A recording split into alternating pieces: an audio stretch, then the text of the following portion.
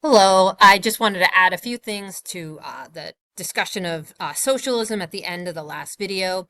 This is really focused on a comparison between two groups, so two unions. One would be the AFL, and the other would be the Wobblies, sometimes known as the Industrial Workers of the World.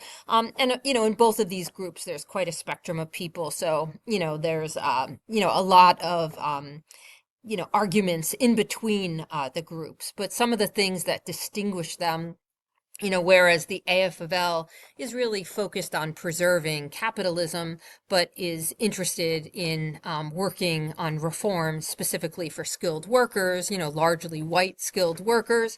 This is a nativist union because the idea of, enabling replacement of workers, from outside is something that the union doesn't want to see occur. So we can really put them into that group of people that are quite nativist.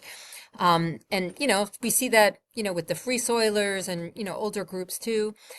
With the industrial workers of the world, this is a group that is largely socialist in nature and kind of adopts some beliefs. Eugene Debs would be one of these people. There's a lot of other significant people who connect to the industrial workers of the world, and perhaps some people even advocate the use of violence as a tool or strikes, in order to make a message, but that's not necessarily everyone. That tends to vary, in terms of, where people fall. But the socialist ideology is really one that is based on some of the ideas of Karl Marx. So, whereas the AFL is only skilled workers, the industrial workers of the world would be skilled and unskilled. So this would be like workers as the masses. So very inclusive. In fact, there's quite a few women leaders in the IWW. This would be like Lucy Parsons, the piece that you read in class. She's a socialist. You have people like Gurley Flynn. You've got a few different women that are really significant, right? Mother Jones, these are people who are very influential and lean socialist. So what do we mean by, Marxist socialism, and what would that, kind of mean people believed? A lot of this is really about the critique of capitalism and perhaps even the belief that capitalism as an economic system could potentially destroy itself, self-destruct, not be, kind of fitting for the time. One of the things that Marx discusses, because he's Prussian, he writes in like the 1840s, maybe a little bit later. Some of his works include the Communist Manifesto, which is like a speech, and Das Kapital, which is a book that he writes closer to the time of his death. And Das Kapital is very much about the critique of capitalism, and people who are Marxist might argue that Marx kind of has a certain lens that he sees the world, and that lens is connected to a dialectic, which means kind of a uh, two competing things that create some tension. And, if you think about Marx seeing the world through the lens of a class struggle, he identifies in some of his theories the bourgeoisie, or the capitalist owning class, and then also the workers, the proletariat, kind of the little people. These would be like the little people in The Wizard of Oz, right? They're literally the little people. But the idea of the workers not really having, the same advantages in a capitalist system that the capital owning class does. And so some of this has to do with the way Marx sees the like structure of industrial times. So there's like political and social kind of structures, and then there's like an economic system that kind of goes along with that. When you have things that are out of sorts, you kind of get some tension and you get things that don't work the way they're supposed to. So industrialization, in other words, like kind of creates like this new organization for the economy, and there's still like structures that are not organized that way. So part of like the big picture of Marxism is there's some mismatching going on that creates a large amount of conflict and tension in the political, social, economic system. You also have kind of some very specific theories and critiques of capitalism. Marx predicts, for example, that firms will progressively get larger and larger and larger. He also predicts that, for a time, capitalism might create wealth for a nation, kind of like what Adam Smith wrote about in 1776 in his book. But then he suggests that there will be a whole bunch of like cyclical failures that won't, we won't see increases in wages and things that are supposed to happen in the market that would make the market kind of sustainable as a wealth making machine go kaflooey. And one of the issues that he points his finger at is like what we'll call the exploitation of workers, but this notion of the surplus value, the way workers kind of bring more value to the development of a product, and essentially they don't get that same value back. They get like a minimum wage or a living wage, but they don't necessarily get the value of their production. And Marx also feels like this is alienating industrialization, is basically alienating workers from the craft and their pride, in their work. And so what people get from work is completely missing, in industrial society. And, it's something we could even think about in our own day and age, right? When work is a source of pride and when it is not, right? And of course, we know we all have to do the things we don't want to do, but, there is a difference between those kinds of work, right? And so some of what Marx is critiquing is like the incentives and the various like ways that the system is built doesn't necessarily give workers the same degree of benefits.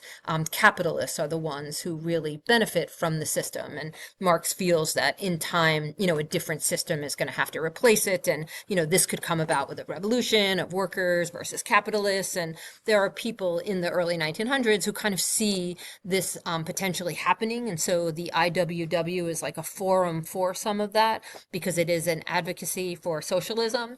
Not all socialists think exactly like Karl Marx. There's a whole bunch of people in the time period who we would call utopian thinkers, people who want to live life in a very different kind of way with a small group of people, maybe in a space that's outside of the industrial envelope, but it's much less about the political and economic structure of society. To Marx, there's a very specific cause of what's going on, and his socialism is connected to those causes. As he describes it as scientific socialism.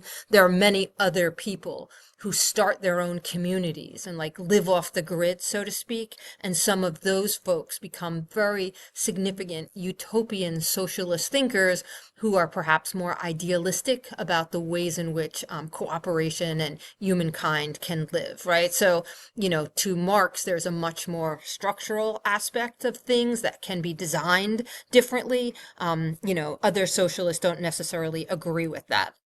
But just so you have one last slide, the IWW actually has a lot of really big significance in Paterson, New Jersey. On the left, that's a house of the mayor in Halden, because the mayor of Halden was actually socialist. So a lot of workers who were socialist leaning in Paterson, these would be textile workers, oftentimes would, meet on the lawn in Halden because they wouldn't really get so oppressed. They could meet, they could unionize without really getting in trouble. So you can see some of the degree of what was happening, and people would stand on the porch of the Halden house. Now it's called the Botto home because it was at the time an Italian family known as the Bottos. But the people would, leading socialists would come out and speak, on the porch. And so people would get, some of that. And this is in the turn of the century.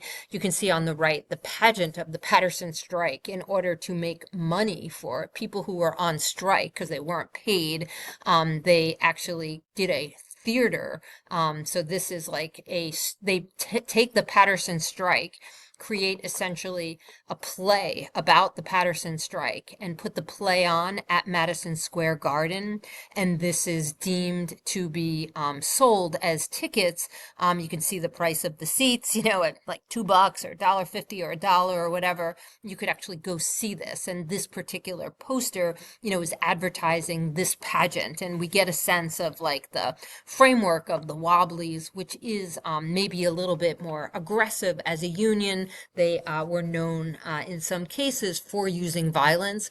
They also become attached with international movements. So there are worker movements in other countries too.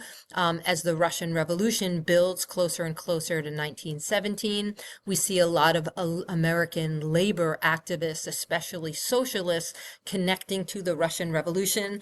There's a movie, I want to say from the 1980s, called Reds, and it's all about the collective group of people in the U.S., people like Eugene O'Neill or Jack Reed, who was a newspaper reporter from Greenwich Village, how they kind of became engaged in the right for working people and got attached to the kind of socialist international, and it becomes like kind of a really big thing. Some people even go to Russia during the Russian Revolution. Jack Reed, who's the reporter, comes back and had written a book, 10 Days That Shook the World, all about the Russian Revolution, right? And he's an American. I think his body is actually buried over in Russia. So there's some like connection, to international history as well. Okay, so that's a little bit about this, kind of putting it in the space of unions and things like that. If you have other questions, there are leading anarchists too. So somebody like an Emma Goldman would be really important for somebody who is an anarchist. Also somebody who advocated in some cases the use of violence, but also was involved in things like ensuring birth control. And so, people who kind of thought outside the box oftentimes are involved in a variety of things. Emma Goldman is somebody who was an immigrant to the United States from Russia, I believe, and she was actually deported in the time period that we're talking about for some of her political beliefs. But she had a boyfriend by the name of Alex Berkman, and I don't know if they were together, or they were just professionally together. So I might have the romance part of that incorrect.